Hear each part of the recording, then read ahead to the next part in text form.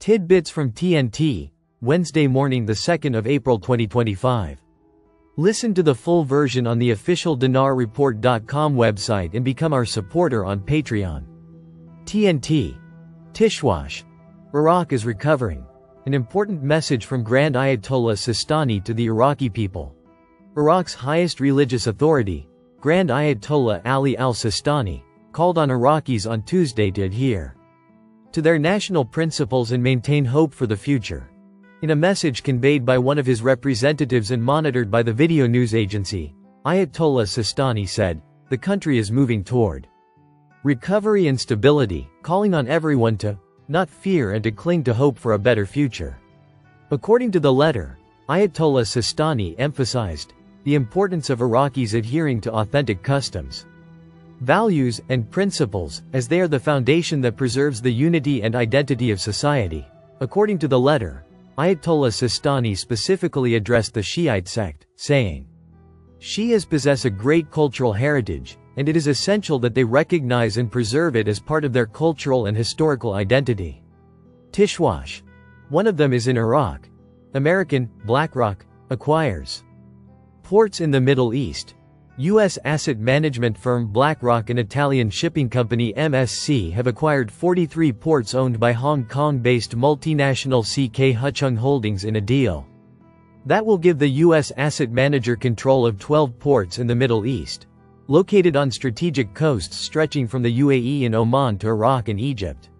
In March 2025, a consortium of BlackRock and MSC reached a $22.8 billion deal to acquire 43 ports owned by CK Huchung, a Hong Kong-listed company owned by one of Asia's richest men, 96-year-old billionaire Li Ka-shing.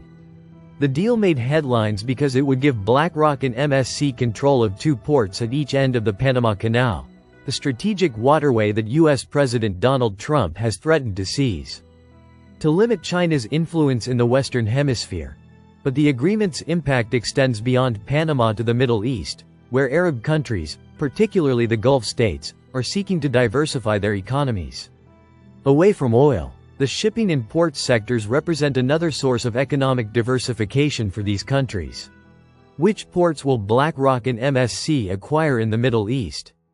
Under the deal reached between the US-based BlackRock and Italy's MSC Group, the two companies are set to acquire 12 ports in the Middle East, distributed as follows: Egypt, 5, Alexandria, Dekila, Abu Qir, Ain Sakhna, and the new B-100 berth at Alexandria Port Emirates, 4, Ras Al Khaimah, Ajman, Kasab, UAQ. Sultanate of Oman, 1, Sohar. Iraq, 1, Basra. Saudi Arabia, 1, Jazan Tishwash. Iraq and the appeasement strategy. A difficult balance in times of pressure.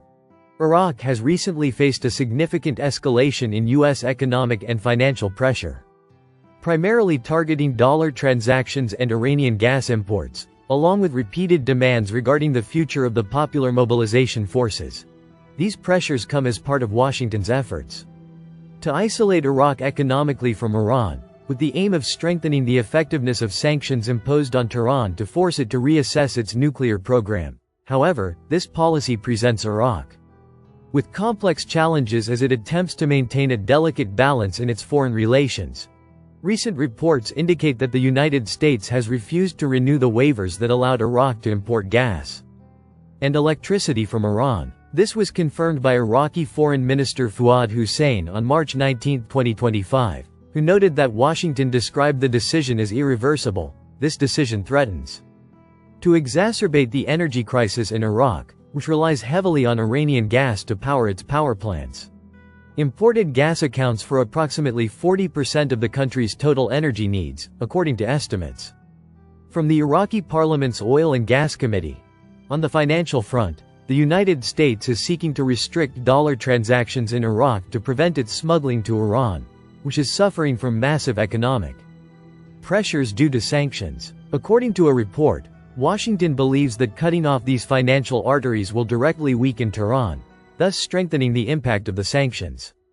But this approach places the Iraqi government in a difficult position, as Iraq holds financial reserves exceeding $100 billion in the United States, making it dependent on Washington's goodwill to access its oil revenues.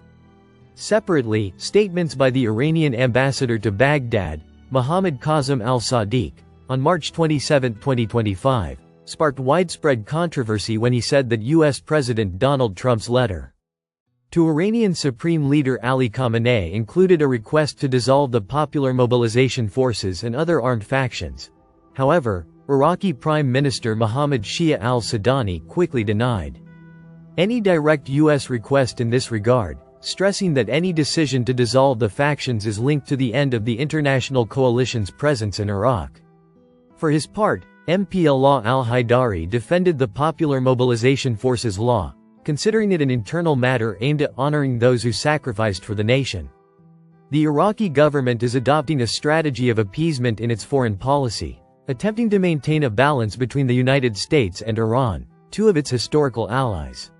However, this approach faces increasing challenges, especially with mounting U.S. pressure to end economic and military coordination with Tehran.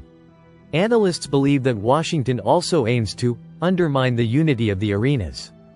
The strategy Iran uses to connect its fronts in Iraq, Syria, Lebanon, and Yemen. Economically, Iraq is paying the price for its heavy reliance on Iran for energy.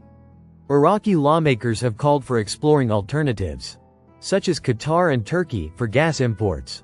However, this step requires huge investments and a long time frame, both of which may be unavailable given the current crisis. Conversely, experts believe that economic decoupling between Baghdad and Tehran could increase pressure on Iran, but it could also cause internal unrest in Iraq, especially if the electricity crisis worsens. Listen to the full version on the official dinarreport.com website and become our supporter on Patreon. Source: Dinar Recaps.